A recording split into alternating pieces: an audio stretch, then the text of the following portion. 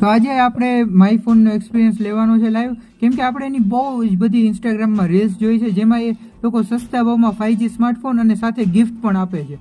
દર્શનભાઈ, આપણે 10 થી 12 હજાર સુધીમાં 5G સ્માર્ટફોન 10-12 હજારમાં ખાલી હું તો કહું તમે 14,000 માં લેવા આવ્યા છો. અરે ના ભાઈ, ના આટલું બધું બજેટ નથી. 5G લેવાનું 10,000-12,000 માં 10-12 હજારમાં જ જોવે. જો તો તમે સાહેબ હું બોલ્યા 10,000 માં આપવાનો 5G.